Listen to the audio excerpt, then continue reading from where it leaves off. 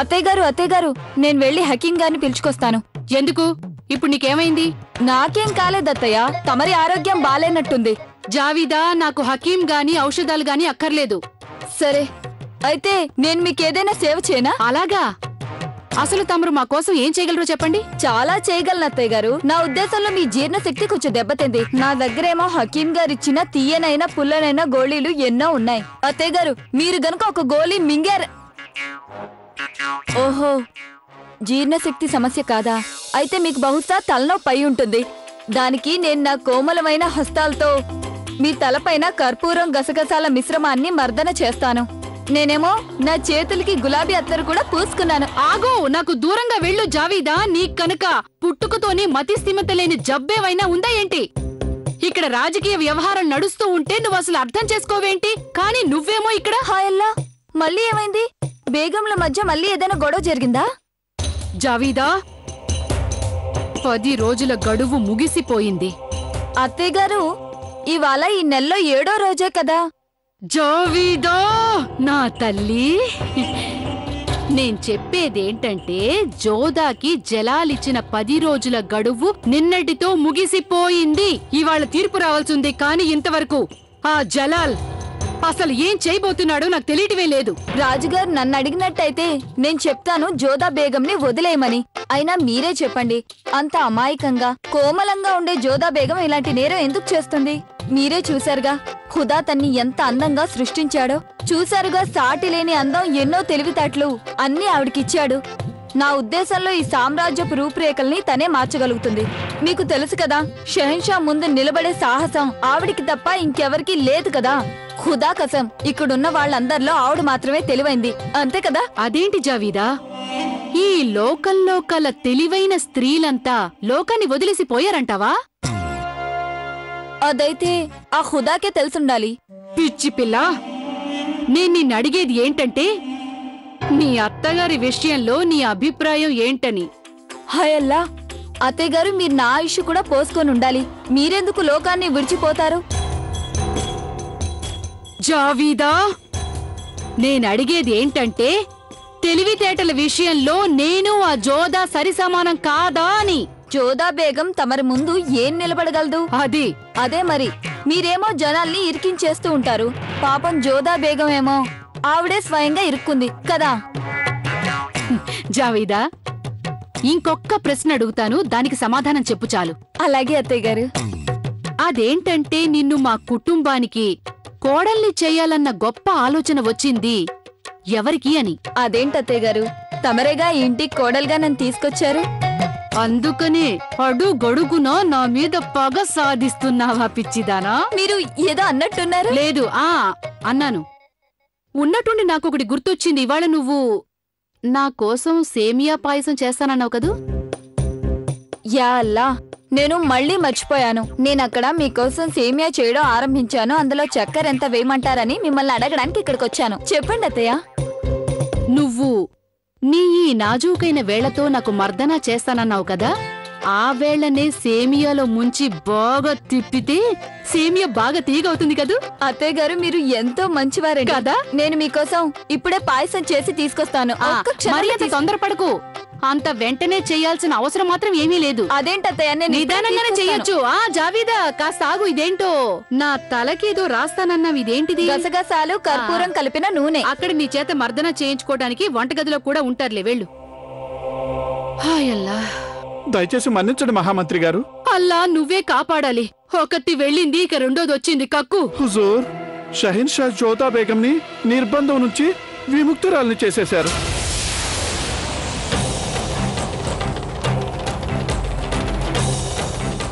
జలాల్ జోదాని విడుదల చేసేశాడా?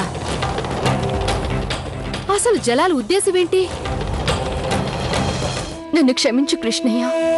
ఎన్ని రోజులుగా నేను నిన్ను పూజించలేకపోయాను. పూజ ఆగలేదే. ప్రతిరోజు నీ కృష్ణుడికి పూజ జరుగుతూనే ఉంది. మీ అత్తయ్య గారు రాజమాత స్వయంగా శ్రీకృష్ణుడికి పూజ చేశారు.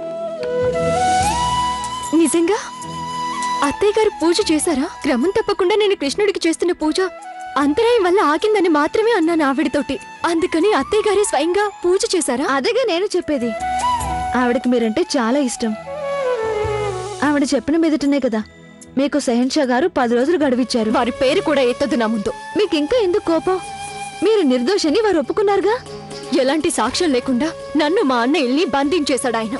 ఇప్పుడేదో విముక్తుల్ని చేసినంత మాత్రాన అవమానం వల్ల కలిగిన గాయం మానిపోదుగా. జోదా బేగం, మహారాణి హమీదా బేగం గారు వేంచేస్తున్నారు.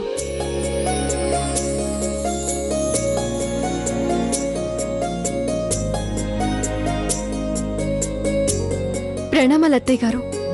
నేనే తమ వద్దకి వద్దామనుకున్నాను, తమకి ధన్యవాదాలు చెప్పడానికి. నువ్వు మొదటిసారిగా నన్నొక కోరిక కోరుకున్నావు కదా జోధా, అది తీర్చకుండా ఎలా ఉంటాను? పైగా పిల్లల సంతోషంలోనే తల్లిదండ్రుల ఆనందం ఇమిడి ఉంటుంది.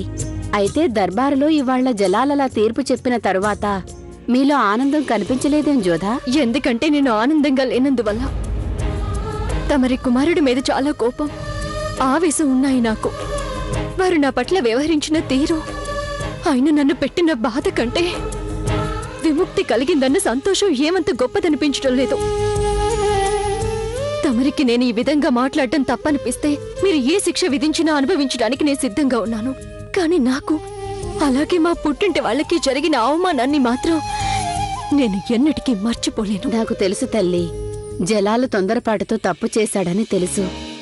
అందుకేగా రేకించాను. అలాగే నీ నిర్దోషత్వాన్ని నిరూపించుకోవటానికి 10 రోజులు గడువు ఇమ్మన్నాను.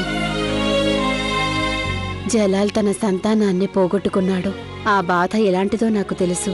అలాగే నువ్వు నీ చెల్లెలికి కాబోయే భర్తను కోల్పోయినందుకు పడిన బాధ ఎలాంటిదో కూడా నేను బాగా అర్థం చేసుకోగలను జోధా. నువ్వలా కోపగించుకోవడం ఎంతో సమంజసంగా ఉంది. అందుకు నీకు పూర్తి హక్కు ఉంది. పైగా అది చాలా అవసరం కూడా. జలాలి కోపాన్ని అర్థం చేసుకోవాలి. షెహన్షా అయినా, బికారి అయినా, ఎవరినైనా అలా అవమానించడం, అకారణంగా ఎవరి మీదైనా ఆరోపణలు చేయడం చాలా తప్పు. జలాల్ చేసిన పనుల్లో నీకు ఏది నచ్చకపోయినా నిర్భయంగా నువ్వు నాకు చెప్పొచ్చు. నేను తమరికి ఒక విజ్ఞప్తి చేయదలిచాను అత్తయ్య. నా మాటల్లో మీకు ఏదైనా తప్పుగా అనిపిస్తే మీరది నాకు స్పష్టంగా తెలియజేయండి. అలాంటి సందర్భం నువ్వు రానివ్వబోవని నాకు నీ మీద పూర్తి నమ్మకం ఉందమ్మా. నువ్వు ఏ పని చేసినా, ఏమన్నా అది సరైనదే అయ్యుంటుంది. నేను తమర్ని ఒక విషయం అడగదలిచాను అత్తయ్య గారు. తమరిలో ఉన్న ఈ సుగుణాలు తమరి కుమారుడిలో ఎందుకు లేవు? మనిషిలోని కోపతాపాలు వాళ్ళు పంచుకున్న రక్తాన్ని బట్టి ఉండొచ్చు. కాని సంస్కారం అనేది పెంపకం వల్లొస్తుంది. ఆ తప్పు జలాల్ది కాదమ్మా, తప్పంతా నాది. తను పెరిగి పెద్దవాడవుతున్నప్పుడు తనతో పాటుగా నేను లేను. అది మీ తప్పు ఎన్నిటికీ కాదత్తయ్య గారు. అది కేవలం షహీన్షా గారి దురదృష్టం. మీ పెంపకంలో పెరక్కుపోవడం వారి దురదృష్టం.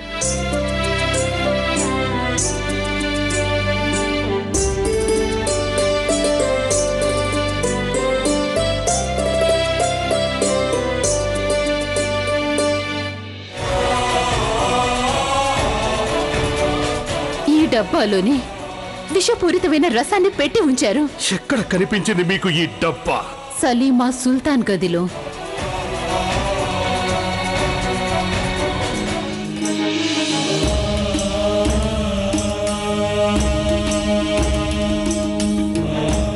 చల్ చల్ గుర్రం చలాకి గుర్రం, చల్ చల్ గుర్రం చలాకి గుర్రం.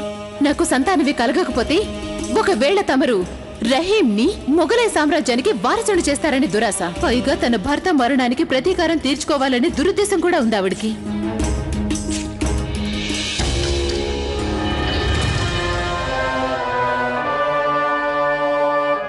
ఆదాబ్ షెహన్షా. ఈ వేళప్పుడు తమరు ఎక్కడికి రావడమా? మీకు మేం తాళి కట్టాం, మిమ్మల్ని మేం పెళ్లి చేసుకున్నాం. ఇక ఏ భర్తకైనా తన భార్యను కరవటానికి సమయంతో అస్సలు పని లేదు. నిస్సందేహంగా షెహన్షా.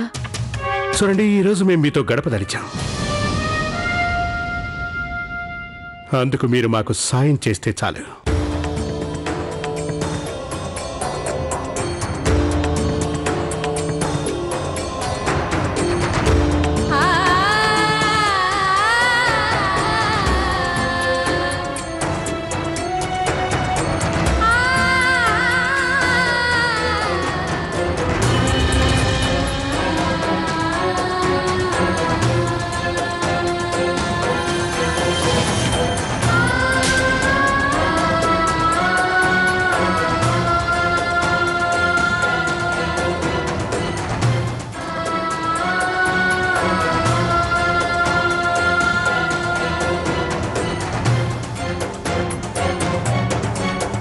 తమరు ఎందుకలా కంగారు పడుతున్నారు?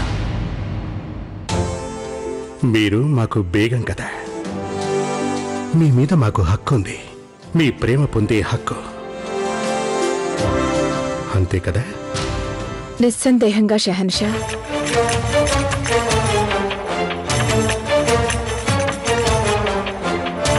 ఒకప్పుడు మీరు ఖాన్ బాబాని ప్రేమించేవారు. వారికి కూడా మీరంటే పిచ్చి ప్రేమ ఉండేది.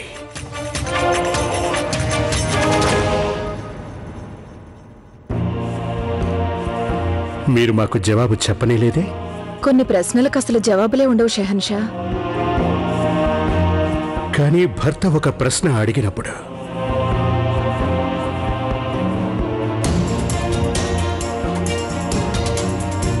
బేగం జవాబు చెప్పక తప్పదు.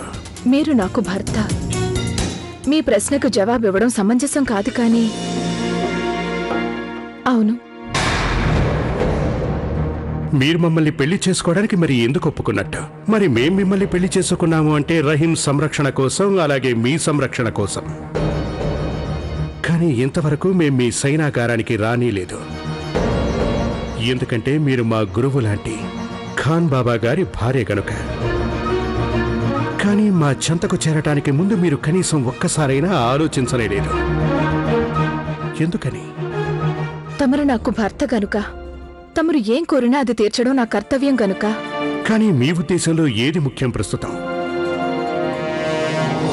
పక్కనున్న భర్త పట్ల మీ బాధ్యత నెరవేర్చుకోవడమా,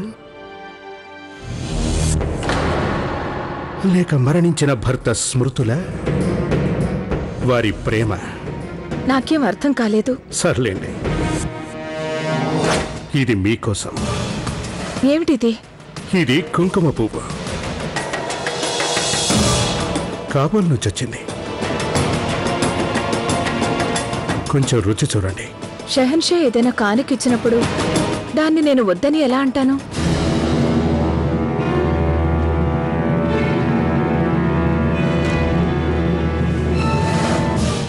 అక్కడే ఆగండి. అది మీరు కాదు.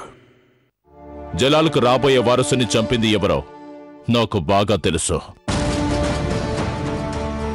ఆదాం, ఈ సంగతి నీకు ముందే తెలుసుంటే కనుక అప్పుడే ఎందుకు చెప్పలేదు?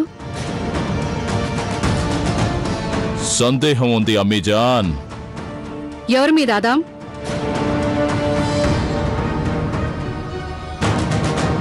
నీ మీదే అమ్మీజాన్.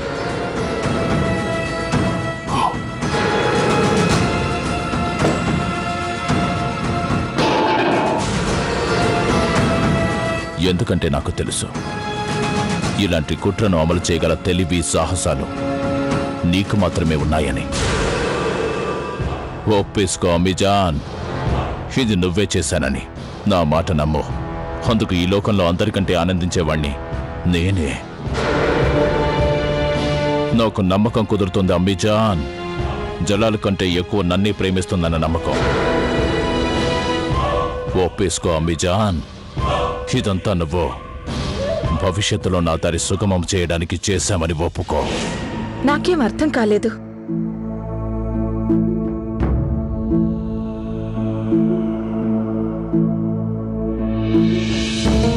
మేమొకటి తెలుసుకోవాలనుకున్నాం, తెలుసుకున్నాం. మేం చేసిన తప్పుకి దయచేసి మమ్మల్ని మన్నించండి. మీరు గతంలోనూ ఖాన్ బాబాకి సొంతం, ఇప్పుడు వారికి సొంతం. సదా అలాగే ఉంటారు. ఇప్పటికీ నాకేం అర్థం కాలేదు షెహన్షా. ఒక్కటి అర్థం చేసుకోండి, ఎవరో పెద్ద కుట్ర పన్ని మిమ్మల్ని ఇరికించాలని ప్రయత్నం చేశారు, కానీ విఫలమైపోయారు. మనిషి అన్నాక తప్పులు చేయడం సహజం, కానీ ఆ తప్పుల్ని మళ్లీ మళ్లీ చేసేవాడు మూర్ఖుడవుతాడు. ఇక మేము మూర్ఖులం కాదు. మేం జోధా బేగం పట్ల చేసిన పొరపాటుని ఇప్పుడు మీ విషయంలోనూ చెయ్యలేము. గతంలో జోధా బేగంని ఇరికించాలనుకున్నవాడు ఇప్పుడు మిమ్మల్ని కూడా ఇరికించాలని తెగ ప్రయత్నిస్తున్నాడు, కానీ అది ఫలించలేదు. చాలా తెలియని వ్యక్తి, కానీ మా నుంచి వాడు తప్పించుకోలేడు.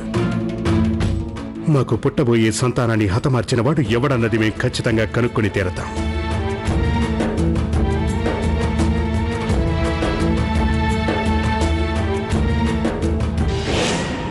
నీకు గాని మతి చెడింది ఆదాం ఖాన్? ఎంత అర్థం లేని మాటలు మాట్లాడుతున్నావు నువ్వు నాతో? అంటే నీ ఉద్దేశంలో నేను నిన్ను జలాల్ కంటే ఎక్కువ ప్రేమిస్తున్నానని రుజువు చేయడానికి ఇంతటి నీచ కార్యానికి దిగజారుతానా? ఇదేనా నీ తల్లి మీద నీకు గల గొప్ప అభిప్రాయం? ఆదాం, నేను జలాల్కి కన్నతల్లి కాకపోవచ్చు, కానీ తనకి నా పాలిచ్చి పెంచాను. అలాంటిది తన సంతానాన్ని లేకుండా చేశానంటే అది నా ప్రేమని, నా త్యాగాన్ని, నా విశ్వాస పాత్రతని అవమానించటమే ఆదాం. చాలా తేడా ఉంది నీకు జలాల్కి మధ్య. అదేంటో తెలుసా? నువ్వు నన్ను సందేహించావు, కానీ ఇక జలాలున్నాడే, జలాల్కి నాకు వ్యతిరేకంగా ఆధారాలు దొరికినా కూడా తను ఈ విధంగా మాట్లాడి ఉండేవాడు కాదు.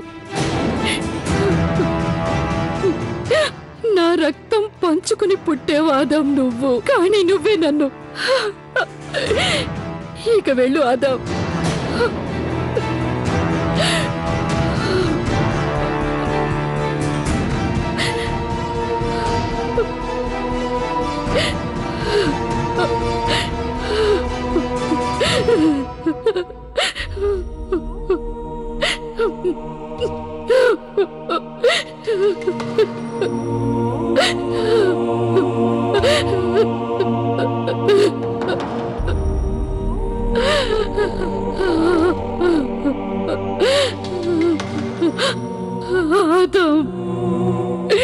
నిజమేమిటో నా నీడకు కూడా తెలియదు, కానీ నిజమేమిటంటే ఈ లోకంలో ఎక్కువగా నిన్నే ప్రేమిస్తున్నాను.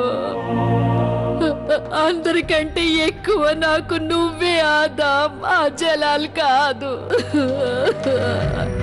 కానీ నేను నీకెలా చెప్పాలో తెలియడం లేదు.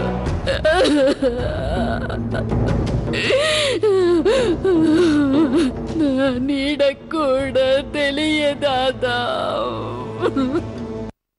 బహుశా జలాలకు నువ్వు పాలు పట్టినందువల్ల నీ రక్త సంబంధాన్ని కూడా నువ్వు మర్చిపోయావు. అమ్మీజాన్, వెళ్ళిపో ఇక్కడి నుంచి. వెళ్ళి జలాలకు పుట్టబోయే సంతానం గురించి ఖుదాని ప్రార్థించు. వాడు పుట్టాలని, పెద్దవాడు కావాలని, యుద్ధం చేసి గొప్పవాడవ్వాలని, ఏదో ఒకరోజు ఆగ్రగత ఎక్కాలని ప్రార్థించు.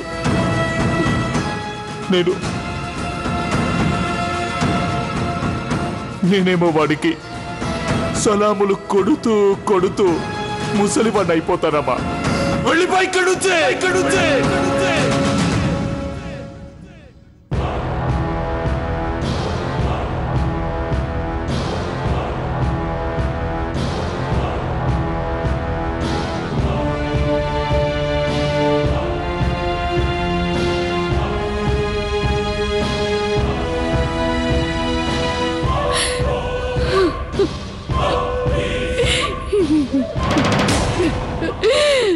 ఎలా చెప్పమంటావు నీకు?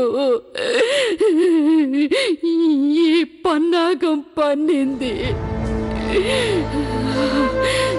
ఈ పన్నాగాన్ని అమలు చేసింది వేరెవరో కాదు, ఈ మహామంగానే.